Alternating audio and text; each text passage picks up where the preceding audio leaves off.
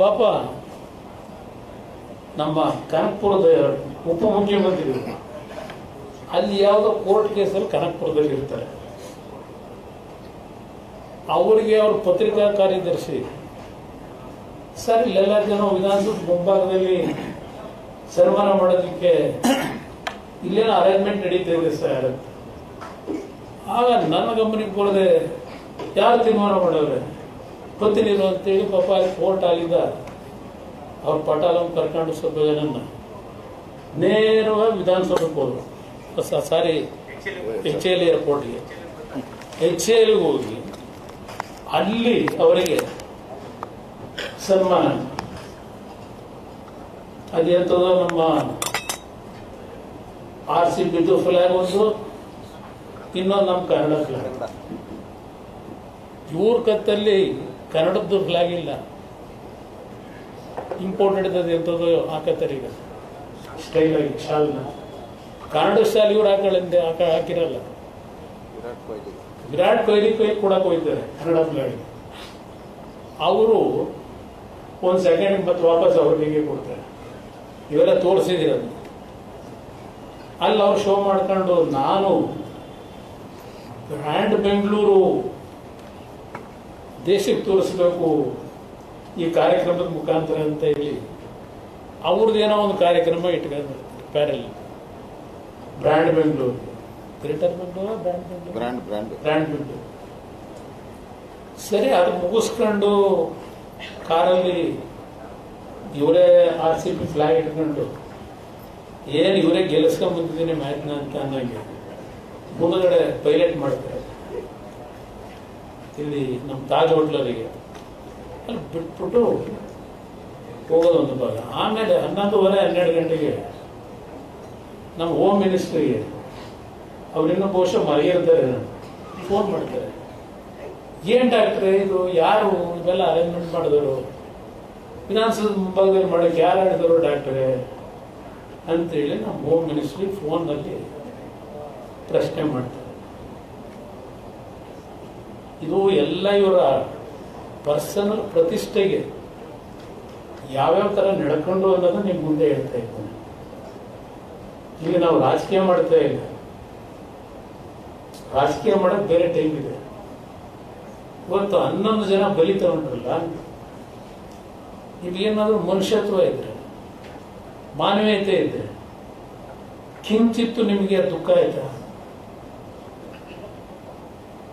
ನಂತರ ವಿಧಾನಸೌಧದ ಮುಂಭಾಗ 20 ಗಂಟೆ ಆದ್ಮೇಲೆ ಕಣ್ಣಲ್ಲಿ ನೀರು ಹಾಕಿದ್ದು ನೋಡಿದ್ರೆ ಏನು ಯಾರೋ ಆ ಥರ ಆನಂದ ಭಾಷೆಯೋ ಅಥವಾ ದುಃಖದ ಭಾಷೆಯೋ ಗೊತ್ತಿಲ್ಲ ನಿಮಗೆ.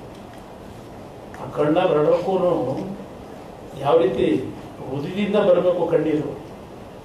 ಜನಗಳ ಮುಂದೆ ಡ್ರಾಮಾ ಮಾಡಿದ್ರೆ ಆ ಕಣ್ಣೀರು ಬರಲ್ಲ, ಹೃದಯದಿಂದ ಬರಬೇಕಾದಲ್ಲ ಆ ನೋವುಗಳು ನೋಡಿದಾಗ. ಇಲ್ಲಿ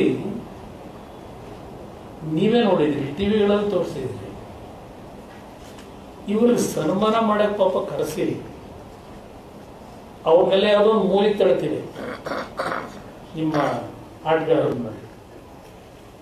ನಿಮ್ಮ ವಿಡಿಯೋದಲ್ಲಿ ನೋಡಿದ್ರೆ ಮಂತ್ರಿಗಳು, ಶಾಸಕರು, ಆ ಮಂತ್ರಿ ಕುಟುಂಬದ ಮಕ್ಕಳು ಏನು ಕೂಲಿಂಗ್ ಗ್ಲಾಸ್, ಏನು ಕಲರ್ಫುಲ್ ಕೂಲಿಂಗ್ ಗ್ಲಾಸು ಹಾಕೊಂಡು ಅವರು ಫೋಟೋ ತೆಗೆಸ್ಕೊಳ್ಳೋಕೆ ಕಾಂಪಿಟೇಷನ್ ವಿಧಾನಸೌಧ ಮುಂಭಾಗದಲ್ಲಿ ಹೋಗಿ ಸನ್ಮಾನ ಮಾಡ್ತೀವಿ ಅಂತೇಳಿ ಪಾಪ ಕರೆಸ್ಕೊಂಡ್ರಲ್ಲ ಆ ಮುಖ್ಯಮಂತ್ರಿಗಳು. ನಮ್ಮ ವಿಜಯ ಹೇಳೋದ್ರಲ್ಲ, ಇವರೇ ಒಂದು ಟ್ವೀಟ್ ಮಾಡಿ ಸರ್ಕಾರದಿಂದ ನಾವು ದೊಡ್ಡ ಮಟ್ಟದ ಸನ್ಮಾನ ಮಾಡ್ತಾ ಇದ್ದೀವಿ, ಅಭಿಮಾನಿಗಳು ದೊಡ್ಡ ಸಂಖ್ಯೆಯಲ್ಲಿ ಸೇರಬೇಕು ಅಂತ ಹೇಳಿ ಇವರೇ ಟ್ವೀಟ್ ಮಾಡಿ ಜನಗಳಿಗೆ ಆಹ್ವಾನ ಕೊಟ್ಟು ಜನಗಳಿಗೆ ಪ್ರಾಣ ತೆಗೆದು ಲಾಠಿಚಾರ್ಜ್ ಮಾಡ್ಸೋಕೆ ಕರೆಸಿದ್ದೀವಿ ಜನಗಳನ್ನ, ಅಭಿಮಾನಿಗಳು. ವಿಧಾನಸೌಧದಲ್ಲಿ ಸನ್ಮಾನ ಅವ್ರಿಗೆ ಇಟ್ಕೊಂಡು ನೀವು ವೇದಿಕೆ ಮೇಲೆ ಅವ್ರನ್ನ ಕೂರಿಸಿ ಹೋಗಿ ಸನ್ಮಾನ ಹೆಂಗ್ ಮಾಡಿದ್ರು? ಅಲ್ಲಿ ಶಾಲು ಇಲ್ಲ, ನಮ್ಮ ಮೈಸೂರು ಪೇಟು ಇಲ್ಲ, ಪಾಪ ಅವ್ರೆಲ್ಲ ಕೂರಿಸ್ಕೊಂಡವ್ರೆ. ಆಗ ಅಲ್ಲಿ ಯಾರೋ ಒಂದು ಶಾಲಾದ್ರೂ ತರಿಸ್ಬಾರ್ದು ಅಂತೇಳಿ ಆಗ ಪರದಾಡೋದು. ಎಂತ ಶಾಲೆ ಓದಿಸಿದ್ರು? ನಮ್ಮ ಮದುವೆ ಮನೆಯಲ್ಲಿ ಹಾಕತ್ತೀವಲ್ಲ ನಾವು, ರೇಷ್ಮೆದು ಕಾಟನ್ ಇವು ಎಲ್ಲ ತಂದು ಬೇಕಾಗ್ಬಿಟ್ಟಿವಿ, ಅದು ಹಾಕಿದ್ರು. ಆಮೇಲೆ ಅದೆಂತೂ 50 ರೂಪಾಯಿನೋ ಇವರು ಆಗ ಸಡನ್ ಆಗಿ ಇವರು ಪಾಪ ನಮ್ಮ ಒಲಿಂಪಿಕ್ ಗೇಮ್ನ ಚೇರ್ಮನ್ ಅಧ್ಯಕ್ಷರು, ನಾನು ಏಲಕ್ಕಿಯಾರ ಹೇಳಿದ್ದೆ, ಏಲಕ್ಕಿಯಾರ ತರಲಿಲ್ಲ ಅಂತ ಅವರು ಅಂತಾರಲ್ಲಿ. ಹಂಗಾರ ಇಲ್ಲ ಗಂಧಾರ ತಂದಿದ್ದೀವಿ ಅಂತ.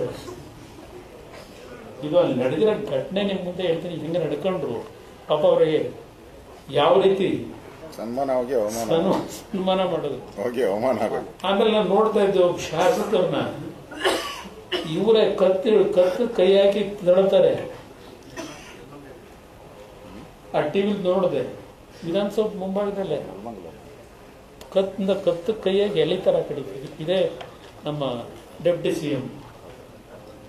ಅಂದ್ರೆ ಇವರೇ ರಕ್ಷಣಾ ಇಲಾಖೆ ಕೆಲಸ ಮಾಡಕ್ ನಿಂತ್ಬಿಟ್ರಲ್ಲಿ.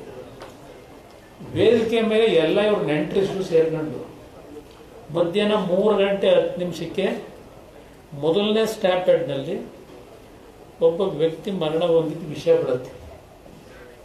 ಇಲ್ಲಿಗೆ ಬಂದರೂ ಸಹ ಅವರಿಗೆ ಆ ಕಾರ್ಯಕ್ರಮ ಮುಂದೂಡಬೇಕು ಅಂತಕ್ಕಂಥ ಪರಿಜ್ಞಾನವೂ ಬರಲ್ಲ. ಸರ್ಕಾರಕ್ಕಾಗಲೇ ಗೊತ್ತಾಗಿದೆ. 3:10 ಆಗಿದೆ, ಸ್ಟ್ಯಾಂಪೇಡ್ನಲ್ಲಿ ಒಬ್ಬ ತಿರ್ಕೊಂಡು ಹೋಗಿದ್ದಾರೆ. ಇದು ನಡೆದ ಘಟನೆ. ಇವರು 6 ಗಂಟೆವರೆಗೆ ಕಾರ್ಯಕ್ರಮ ಮಾಡ್ಕೊಂಡ್ರಲ್ಲ ಪಾಪ. ಅಲ್ಲಿ ಬೇರೆ ಹೋಗಿ ಸ್ಟೇಡಿಯಂನಲ್ಲಿ ಮುತ್ತಿಕ್ತಾ ಇದ್ದಾರಲ್ಲ, ನೀವೇ ತೋರಿಸಿದಿರಿ ಟಿವಿಗಳು ಯಾವ ಥರ ನಡ್ಕೊಂಡ್ರು. ಅಲ್ಲಿ ಸಾವು ನೋವಿನಲ್ಲಿ ಒದ್ದಾಡ್ತಾ ಇದ್ದಾರೆ ಜನ. ಇವರು ಅಲ್ಲೂ ಹೋಗ್ಬಿಟ್ಟು ಸ್ಟೇಡಿಯಂನಲ್ಲಿ ಮುತ್ತಿಕೊಂಡು ಕೂತಿದ್ದಾರೆ. ಈ ಸರ್ಕಾರ 2 ಕಡೆ ಕಾರ್ಯಕ್ರಮ ಯಾವ ಆಧಾರದ ಮೇಲೆ ನೀವು ಮಾಡಿದ್ರಿ? ಇಲ್ಲಿ 2 ಕಡೆ ಅರ್ಜಿ ಹಾಕೊಂಡ್ರೆ ಒಂದು ಇವರೇ ಆರ್ಗನೈಸರ್ಸ್, DNA ಅದ್ಯಾವುದೋ ನಿಮ್ಮ ಇವೆಂಟ್ ಮ್ಯಾನೇಜ್ಮೆಂಟ್ನವರು. ಇಲ್ಲೂ ಕಾರ್ಯಕ್ರಮ, ಅಲ್ಲೂ ಕಾರ್ಯಕ್ರಮ. ಯಾರು ಹೇಳಿದಾರೆ ನಿಮಗೆ? ಅಷ್ಟು ಅಧಿಕಾರಿಗಳು ನಿಮಗೆ ಅಷ್ಟು ಸಲಹೆ ಕೊಟ್ಟರು ನೀವು ಈ ಚೆಲ್ಲಾಟ ಆಡಿದ್ರಲ್ಲ, ಅದು ಹೋಗಲಿ. ಕೆಲವು ಮಾಧ್ಯಮ ಸ್ನೇಹಿತರಿಗೂ ಗೊತ್ತಿರಬಹುದು, ನಮ್ಮ CM ಅವರು ಇಷ್ಟೆಲ್ಲ ಸಾವು ನೋವಾಗಿ 30-40 ಜನ ಆಸ್ಪತ್ರೆಗೆ ಅಡ್ಮಿಟ್ ಆಗೋರೆ. ಅವ್ರ ಮೊಮ್ಮಗನ ಕರ್ಕೊಂಡು ಜನಾರ್ದನ ಹೋಟ್ಲಲ್ಲಿ ಬಾಸುಂದಿನೋ ಮಸಾಲೆ ದೋಸೆನೋ ಸವಿಯಕ್ಕೆ ಬಿಡ್ತಾರೆ.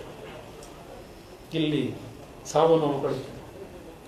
ಇದು ಈ ಮುಖ್ಯಮಂತ್ರಿಯ ಏನೋ ಸತ್ಯಮೇವ ಜಯತೆ, ಸತ್ಯಮೇವ ಜಯತೆ. ಸತ್ಯವನ್ನಲ್ಲದೆ ಇನ್ನೇನು ಹೊಡೆಯೋದೇ ಇಲ್ಲ. ಏನಾದರೂ ಮಾನ ಮರ್ಯಾದೆ ಇದ್ರೆ ಇವತ್ತು ಆ ಕುಟುಂಬಗಳ ಪರಿಸ್ಥಿತಿಗಳು ಒಂದೊಂದು ರೋದನ ನಿಮ್ಮ ವರ್ಚಸ್ಸಿಗೆ, ನಿಮ್ಮ ತೀಟೆ ತೀರಿಸ್ಕೊಳ್ಳಿಕ್ಕೆ ಅವತ್ತಿನ ದಿನದ ಧಾರಣ ಪರಿಸ್ಥಿತಿಗೆ ಕಾರಣಕರ್ತರಿದ್ದೀರಿ. ಈ ಅಧಿಕಾರಿಗಳನ್ನ ಈಗ ಸಸ್ಪೆಂಡ್ ಯಾಕೆ ಮಾಡ್ತೀರಿ? ಅಂದರೆ ಇದರಲ್ಲಿ ನನ್ನದು ಅಭಿಪ್ರಾಯ, ಕೋರ್ಟಲ್ಲಿ ಕೇಸ್ ಇದೆಯಲ್ಲ, 10ನೇ ತಾರೀಕು ಬರೆ ಎಳಿತಾರೆ. ಅದಕ್ಕಿಂತ ಮುಂಚೆ ನಾವೇನೋ ಮಾಡಿದೀವಿ ಅಂತ ತೋರಿಸಬೇಕು ಅಂತ ಹೇಳಿ ಅಶೋಕಣ್ಣ ಹೇಳಿದ್ರಲ್ಲ, ಇಲ್ಲಿ